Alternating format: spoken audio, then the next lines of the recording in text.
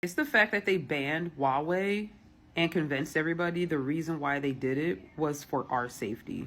It was all along the lines of the same reason why they wanted to get rid of this app, and you see why they don't want to get rid of this app anymore. They convinced everybody that Huawei phones were unsafe because they were Chinese made, Chinese owned phones, and that our data was going to be siphoned and it was going to be sold, and they were going to infiltrate Americans' information through Huawei phones. When in all actuality, it just came down to the fact that they were Apple's biggest competitors. Samsung kind of waters themselves down a bit in order to keep the competition going between them and iPhone. But if they wanted to, they could completely blow iPhone out of the water. But I'm pretty sure there's some type of law contract that they have under wraps that keeps them from doing that. Huawei was not willing to bow down to the knees of Apple iPhone and iPhone or Apple products. Therefore, they convinced everybody that they were bad, and that iPhone is the top ranking phone amongst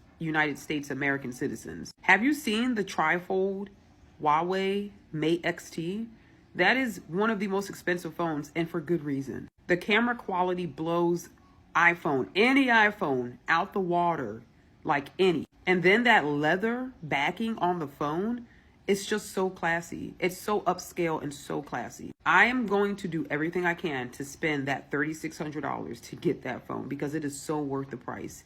Like all of their products, I remember when I worked at T-Mobile, Huawei was literally beating iPhone when it came out the backs. Like people weren't buying iPhones when they first got on T-Mobile network. They were still buying Huawei. That's how I know for a fact it wasn't because of security issues. It was strictly because they were going to be outsold if they had stayed in the competition with iPhone.